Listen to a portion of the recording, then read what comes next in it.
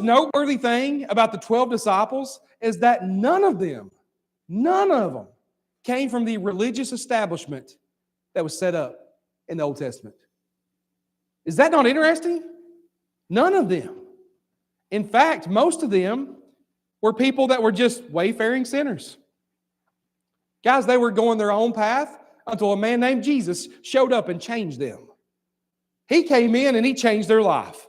So the next thing I want to say is these men were commoners. Guys, I don't know if you can relate to these men, but I can, because I'm just Jonas. I didn't arrive with a title. I didn't arrive with I know we talked this morning about our kids. We've all been in a generation that was less grateful and we feel entitled.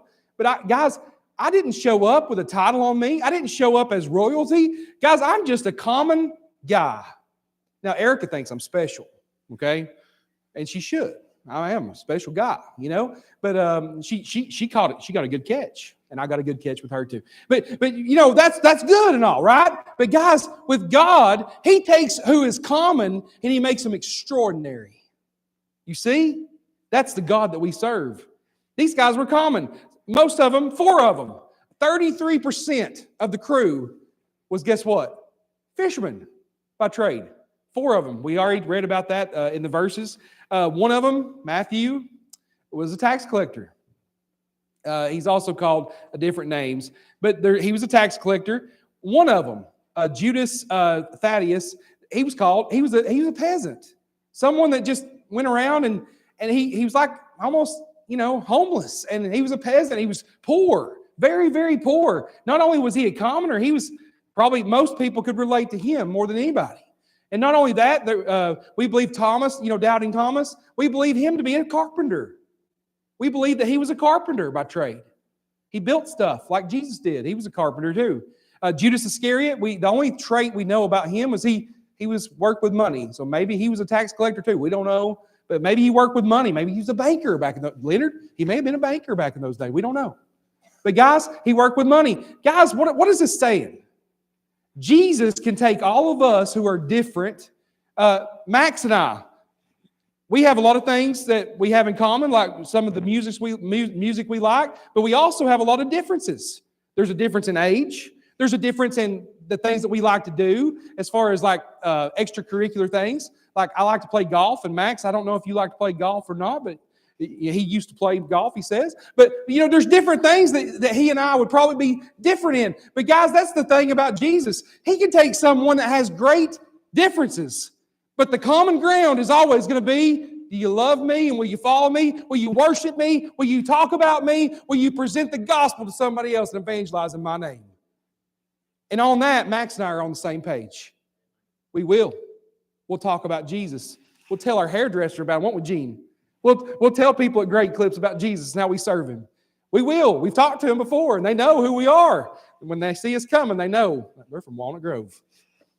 Guys, we are all different, but we're common, and God can use us because He used this diverse group of men to do marvelous things, miraculous things.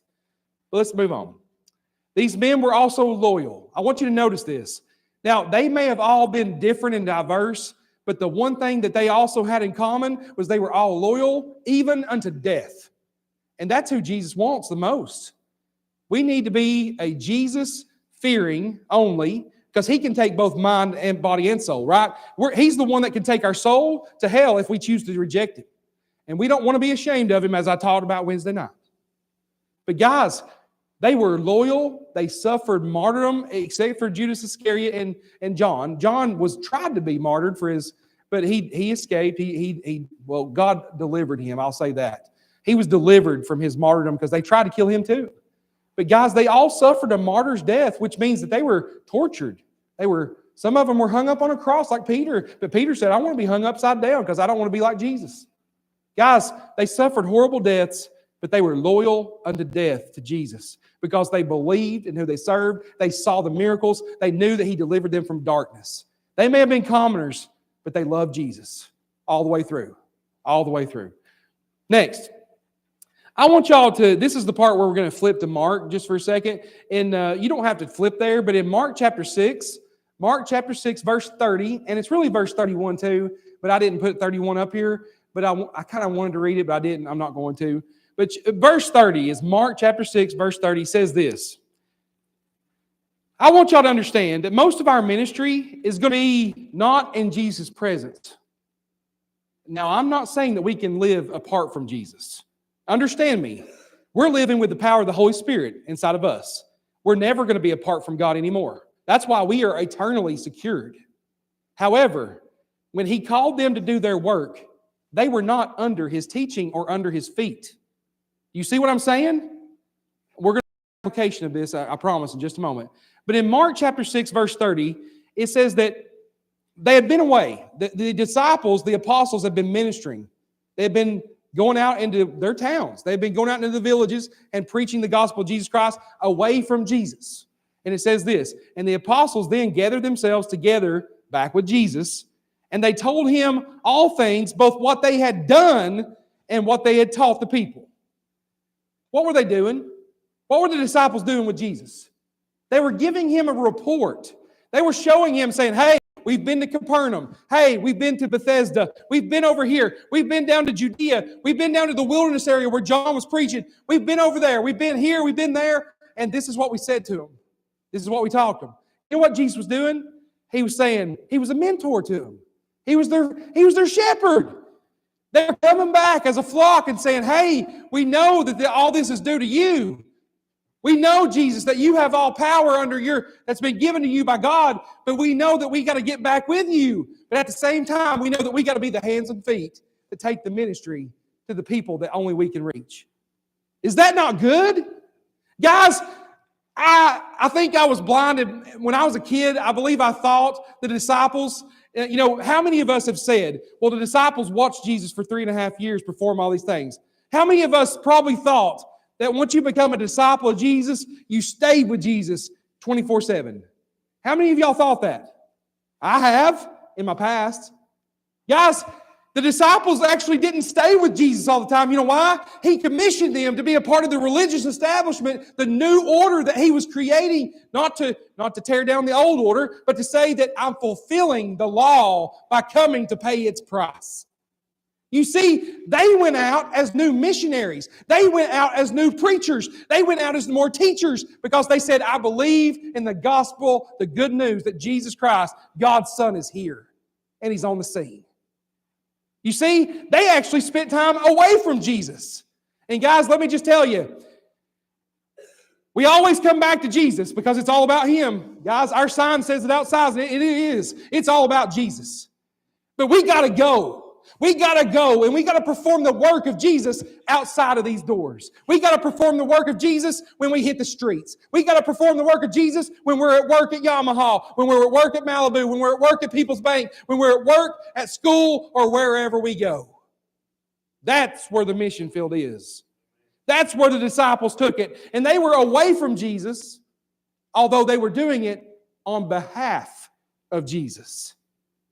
I probably should have said on behalf instead of away, because that has a tone. Guys, they were never away from Jesus.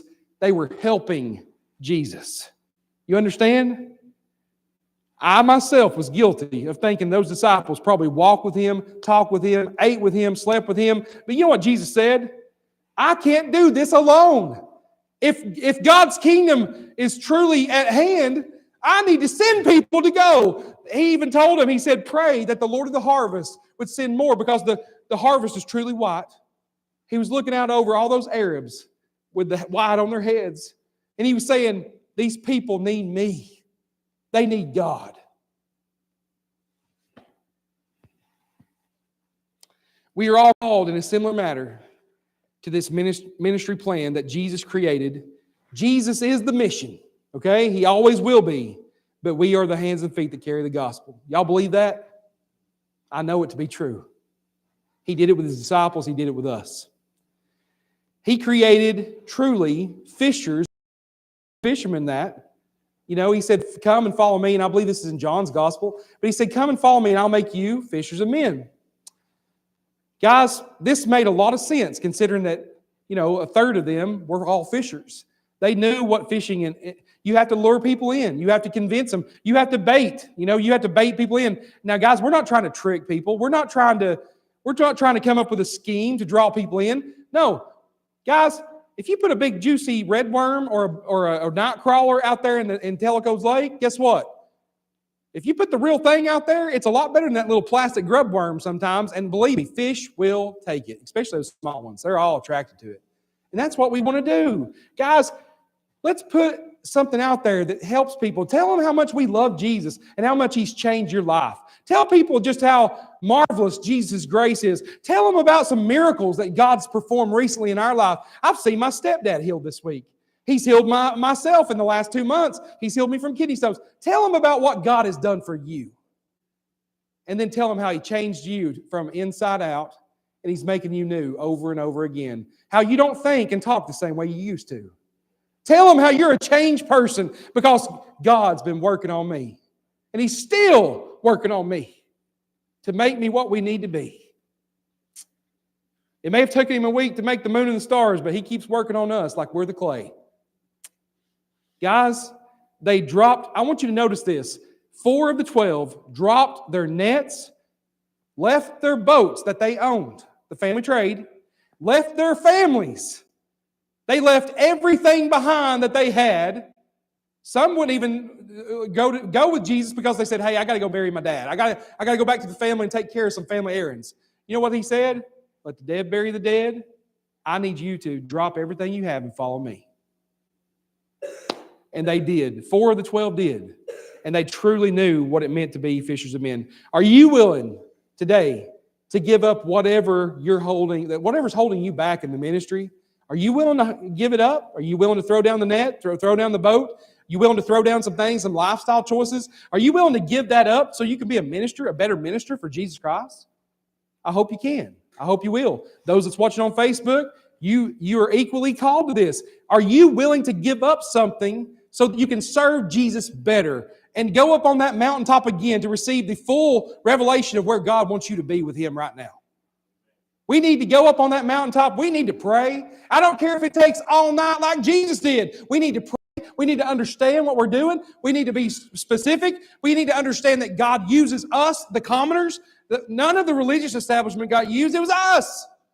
And He called us to do great work, making fishers of men. We're luring people in, but we're actually saving people. We're not hurting people. We're trying to get them to a saving grace of Jesus Christ. So what are you willing to do today? So now I'm going to ask, if you would, let's get our hymn of invitation. Tressa, if you would come with Jane and Max and get us a hymn of invitation. So today, I'm going to ask you the question. Will you respond to Jesus calling you to be one of the chosen? Are you one of the chosen? I mean, it's a simple question. Check out that TV series.